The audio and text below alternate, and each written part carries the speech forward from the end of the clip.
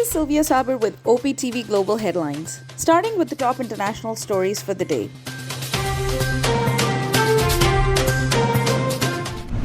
An explosion at a mosque in the Afghan capital Kabul killed at least 5 people. The incident took place at Eidgah Mosque where memorial service was being held for the mother of Taliban spokesman Zabiullah Mujahid. Pandora paper documents revealed that British citizens are ranked first among those buying properties in London through offshore companies. They are followed by Nigerians, Indians, and Russians, while Pakistanis are ranked fifth. Pressure is growing on United States President Joe Biden to lift Trump's tariffs as supply chain problems worsen in the country. American importers have paid more than $106 billion to cover the cost of those lifts to date. Now many of them are facing skyrocketing shipping costs. Iran has called on the United States to unlock $10 billion of Tehran's frozen assets to clear the way for a return to a nuclear deal. Iran's foreign minister also warned that Tehran would sue South Korea if it continued to refuse to honor a debt of almost $8 billion for purchase of Iranian oil. Some US-based scholars of South Asia have received a strong backlash from India after they announced holding an online conference on the rise of Hindu nationalism. Hindu groups said they were protesting the event as they deemed it Hindu-phobic and fostered hate against the community. At least 8 people have been killed in Lakhimpur Kheri district of India after clashes broke out at a farmers' protest. Farmer groups claimed that Junior Home Affairs Minister Ajay Mishra's son was driving the vehicle when it ran over the protesters, killing 4 farmers. At least 3 people died in Oman and 6 in Iran as a tropical cyclone Shaheen lashed parts of their coastlines. Flights were cancelled or delayed as wind speeds reached 120 kilometers an hour, but Shaheen was later downgraded to a tropical storm. Thousands of pedophiles have operated inside the French Catholic Church since 1950. The head of an independent commission research had uncovered between 2,900 and 3,200 pedophile priests or other members of the church. Up next, we have the national updates.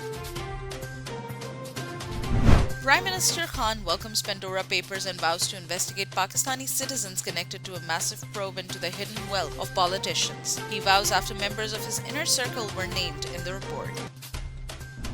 The International Consortium of Investigative Journalists has unveiled Pandora Papers, which includes the names of more than 700 Pakistanis. The exposed name Finance Minister Shaukat Tareen, Senator Faisal Wada, PMLQ leader Chaudhry Monis Elahi, Ishaq Dar's son, PPP's Sharjeel Memon, PTI leader Abdul Aleem Khan, Exact CEO Shoaib Sheikh among those with alleged links to offshore companies. Responding to the Pandora Papers leaked documents, Finance Minister Shaukat Tareen said that he has done nothing wrong and is ready for any kind of investigation. Meanwhile, Punjab Senior Minister Abdul Aleem Khan has said that he has the same flat and company which has been declared for 15 years. Minister for Defence Pervez Khattak issued a clarification saying no secret talks are being held with the banned Tehreek-e-Taliban Pakistan in Afghanistan or Pakistan. The minister said that the Afghan government has assured that its territory will not be used against Pakistan. The Pakistan Muslim League Nawaz will sue the state-run Pakistan Television for wrongly mentioning the name of the son of Maryam Nawaz in its Pandora Papers report. The party's information security Maryam Aurangzeb alleged that the PTI government has intentionally propagated a fake report that Junaid Safdar owned 5 offshore companies.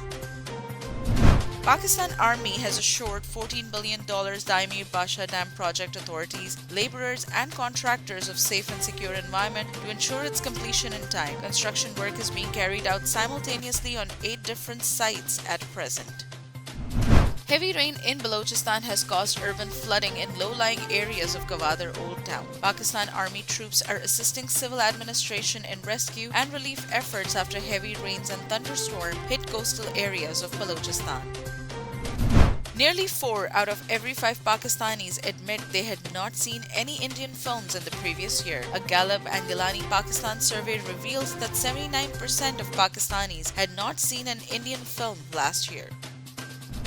A Himalayan brown bear had been shifted to a sanctuary in Jordan from Islamabad last year has died of cancer. At the Islamabad Zoo, Susie endured poor diet and poorer healthcare in some of the worst living conditions for animals. next we have the health updates.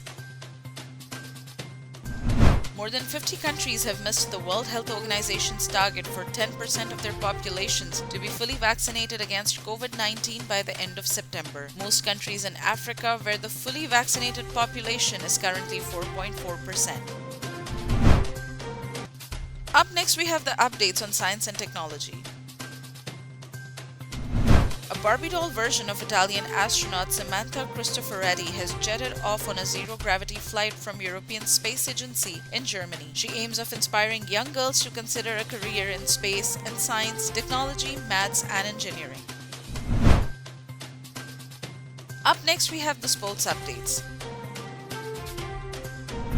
The 53rd World Military Shooting Championship 2021 has started in Pakistan. Opening ceremony was held at Lahore under the auspices of Council International du Sport Militaire. Over 50 participants, including 41 international shooters from Russia, France, Sri Lanka, Palestine, and Kenya, are participating in the event. Pakistani skipper Babar Azam became the fastest to reach the 7,000 runs in T20 cricket. Babar Azam surpassed the flamboyant West Indian cricketer Chris Gayle. Babar reached the landmark during Central Punjab's National T20 Cup clash against Southern Punjab, playing his 187th inning, while Gales had crossed the 7,000 T20 runs mark in his 192nd inning.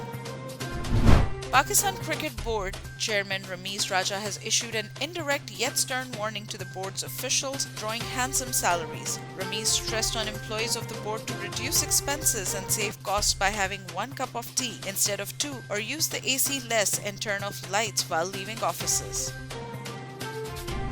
Kenya's Jocelyn Jepkosgei won the women's London Marathon as Ethiopia's Cisse Lima triumphed in the men's race. Jepkosgei won in a personal best time of 2 hours 17 minutes 43 seconds, while Lima won in 2 hours 4 minutes and 1 second. Up next, we have the entertainment updates. The Pakistani Pavilion in Dubai Expo 2020 has become an instant hit under the theme of Pakistan's hidden treasures. About 8,000 people thronged the Pakistani Pavilion on the very first day of the expo and explored the country's history, religious diversity, culture, landscape, and wildlife. Bollywood actor Shah Rukh Khan's eldest son Aryan Khan was taken into custody by the Narcotics Control Bureau after he was apprehended in a drug case. A senior lawyer revealed that since the drugs he had in possession were in small quantity, Aryan offense is predicted to be bailable. Pakistani singer Bilal Saeed has released his new music video named Miti Da Khilona on social media platforms. The song is a narration of the helpless nature of love and how it evolves from expectation of loyalty to something beyond reciprocity. Movie Venom, Let There Be Carnage has set pandemic record and roared to $90.1 million in its debut. The film is playing only in cinemas as opposed to a hybrid release on demand. Designers take creativity to the next level at the fashion world's most prestigious event of Paris Fashion Week. Some of the world's top designers channeled humor, bright colors, innovative design techniques, and even animated films for ever imaginative displays. Up next, we have the business updates. Pakistan startups are high on global investors' radar. They raised a record of $305 million in initial and advanced level financing from across the world in the first 9 months, from January till September of 2021. Nokia has expressed keen interest for collaboration with the Ministry of Information Technology and Telecommunication to develop a roadmap for 5G ecosystem in Pakistan. The ministry has evaluated 7 brands for adoption of 5G services in the country.